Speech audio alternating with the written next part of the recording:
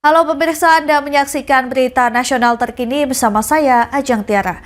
Pemirsa, kali ini kami akan mengajak Anda untuk memperbarui informasi terkini yang telah dihimpun oleh tim redaksi kami. Berikut informasinya untuk Anda. Di tengah masa reses, Komisi 8 DPR mengadakan rapat kerja bersama Kementerian Haji dan Umroh secara tertutup di Kompleks Parlemen Senayan, Jakarta pada Selasa 23 Desember 2025. Ketua Komisi 8 DPR RI Marwanda Sopang mengungkapkan rapat ini membahas penyelenggaraan ibadah haji bagi para calon haji yang terdampak bencana, khususnya di Sumatera Barat, Sumatera Utara, dan Aceh. Hal ini berkaitan dengan syarat kemampuan atau kesanggupan untuk menunaikan ibadah haji atau istita'ah haji. Ketua Komisi 8 DPR RI Marwanda Sopang menjelaskan total calon jemaah dari 3 provinsi tersebut mencapai sekitar 17.000 orang. Komisi 8 DPR RI bersama pemerintah sepakat memberikan keringanan bagi calon jemaah haji terdampak banjir bandang dan longsor di Aceh, Sumatera Utara, dan Sumatera Barat. DPR dan pemerintah sepakat untuk mengundur batas waktu pelunasan bagi jemaah yang masih ingin berangkat pada tahun 2026. Jadwal-jadwal itu mulai dari tahap pelunasan, kemudian penetapan istitoah, kemudian ada terjadi berbagai hal di penjuru, paling tidak ada 3 provinsi. Ini tentu mengakibatkan tantangan buat kita. Karena itu kami butuh memberikan payung hukum untuk Menteri Haji mengambil langkah-langkah, tapi tetap sesuai dengan peraturan dan perundang-undangan. Bahwa jadwal ini akan dilaksanakan dengan baik, sesuai.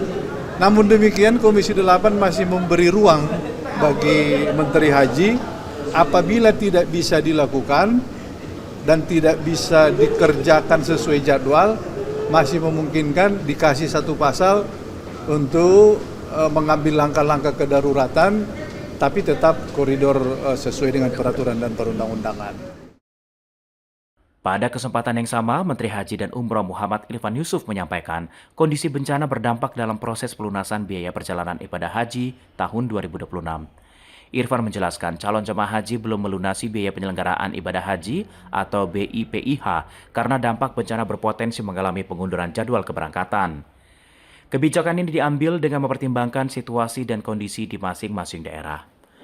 Apabila hingga batas waktu ditentukan pelunasan biaya haji belum diselesaikan, maka kuota calon jemaah haji dari ketiga provinsi tersebut akan dialihkan ke provinsi lain. Sementara itu, calon jemaah terdampak akan dipersiapkan keberangkatannya pada tahun 2027 mendatang. 3 lokasi itu sekitar 20 ribuan mungkin. 20 ribuan. Rata-rata 5 ribuan dan 5 ribuan, ya 17 ribuan ya, Pak udah kurang. Nah, kemudian Sumatera Barat sudah 60 sekian persen, Sumatera Utara 60%, Aceh baru 50 sekian persen, dan ini 51%. Jadi ya, itu yang kita khawatir, tapi kita tetap berupaya untuk bisa sesuai jadwal. Kebijakan ini diharapkan dapat memberikan keadilan dan kelonggaran bagi calon jemaah haji yang tengah menghadapi dampak bencana, sekaligus memastikan proses penyelenggaraan ibadah haji tetap berjalan tertib dan sesuai dengan aturan. Dari Jakarta, Mahendra Dewananta, Ade Chandra, Berita Nasional TV.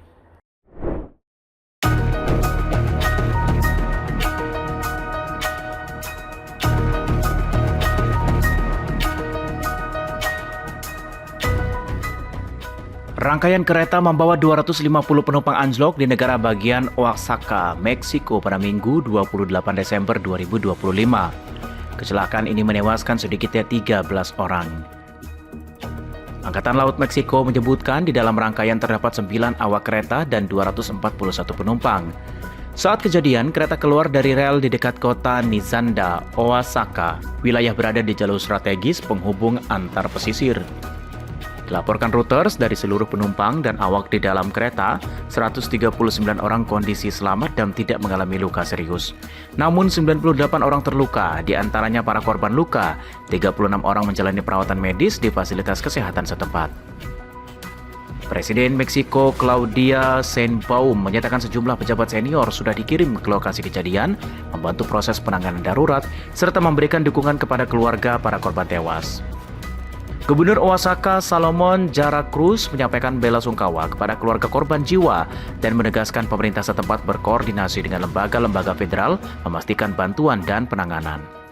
Kecelakaan ini menyebabkan penghentian sementara layanan rel pada Linea Z menghubungkan Samudra Pasifik dan Teluk Meksiko, sebuah rute strategis dalam proyek infrastruktur besar negeri. Proyek Koridor Interoceanico diluncurkan pada 2023 dipandang sebagai jalur utama perdagangan dan penambangan ulang. Proyek Koridor Interoceanico diluncurkan pada 2023 dipandang sebagai jalur utama perdagangan dan pengembangan ekonomi di selatan Meksiko.